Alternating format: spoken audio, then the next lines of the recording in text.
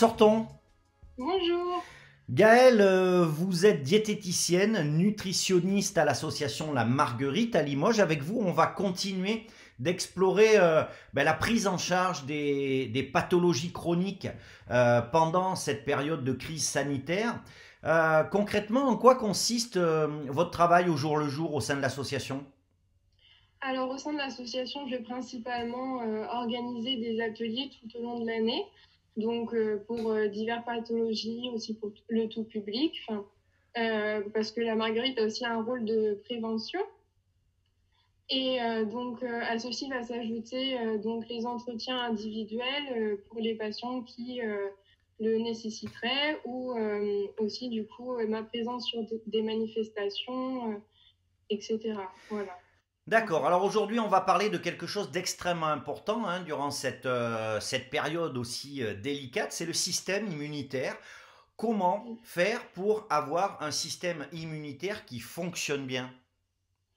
Alors, le point clé d'un bon système immunitaire, ça va être d'avoir une bonne hygiène de vie. Alors, une bonne hygiène de vie, c'est quoi? Donc, ça va passer par avoir une alimentation variée et équilibrée, limiter sa consommation d'alcool, avoir une activité physique régulière, donc que ce soit à l'intérieur ou à l'extérieur, il est important de continuer de bouger, même en cette période de confinement. Donc on peut utiliser l'heure journalière autorisée par le gouvernement pour sortir un peu dehors, prendre le soleil, faire de la marche rapide ou une activité un petit peu plus soutenue. Donc tout ceci dans le respect des consignes de sécurité, bien entendu. Ensuite, donc, il va être important de ne pas fumer, ou tout du moins de diminuer, d'essayer d'arrêter, de dormir suffisamment. Il est très important d'avoir un sommeil bien réparateur. Et enfin, le dernier point, ça va être de gérer, de limiter son stress. Donc pour cela, je vais vous renvoyer vers ma collègue sophrologue qui fera une ou deux vidéos pour apprendre à gérer son stress, et ça pourra peut-être vous aider. Très bien. D'un point de vue alimentaire, Gaël, sur quels critères devons-nous nous concentrer durant cette période? Alors, d'un point de vue alimentaire, on va mettre l'accent particulièrement sur trois points. Donc, le premier point, ça va être d'avoir des apports en vitamines, micronutriments vitamines, minéraux et oligo-éléments Hmm. bons. Donc, avec en particulier les vitamines A, B6, C, D et E, ainsi que le zinc et le sélénium, car ce sont des micronutriments du coup qui ont un rôle très important dans le bon fonctionnement du système immunitaire.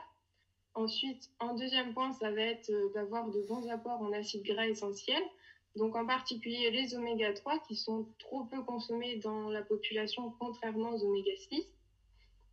Et en troisième point, on va avoir de faire attention à prendre soin de son microbiote. Donc le microbiote, c'est aussi appelé la flore intestinale, et donc il joue un très grand rôle dans la santé du système immunitaire. C'est pour ça que qu'il est important d'en prendre soin. Donc, globalement, ce qu'il faut retenir ici, c'est qu'il est important de ne pas avoir de carence. Donc, en ayant une alimentation variée et équilibrée, dans le cadre d'une bonne hygiène de vie, si par hasard votre médecin détecte une carence spécifique, à ce moment-là, il pourra vous envoyer vers des spécialistes de la nutrition pour y pallier, ou vous supplémenter si la situation le requiert. Alors, bon, ok, tout ça c'est très intéressant, mais c'est très technique.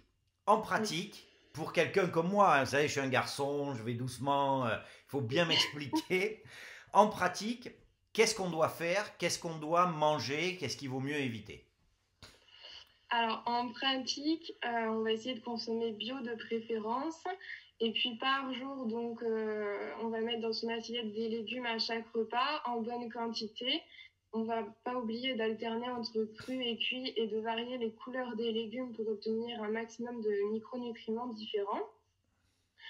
Ensuite, il ne faut pas hésiter à rajouter aussi dans nos assiettes de l'ail, de l'oignon, des échalotes, car ce sont de vrais alliés pour notre santé.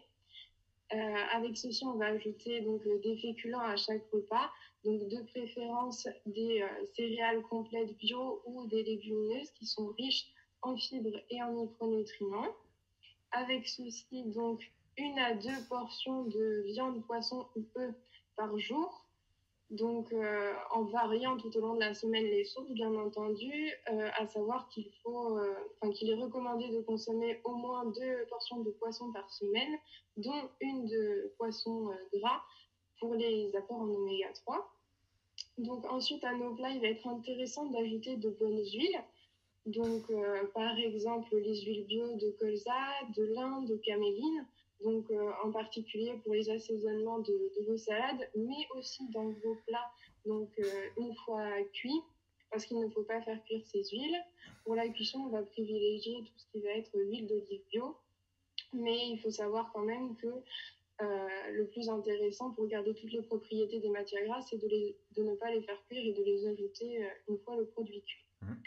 Ensuite, donc, ça va passer aussi par la consommation de 2 produits laitiers par jour, dont une portion maximum de 30 grammes de fromage ou des alternatives végétales si on ne consomme pas de produits laitiers.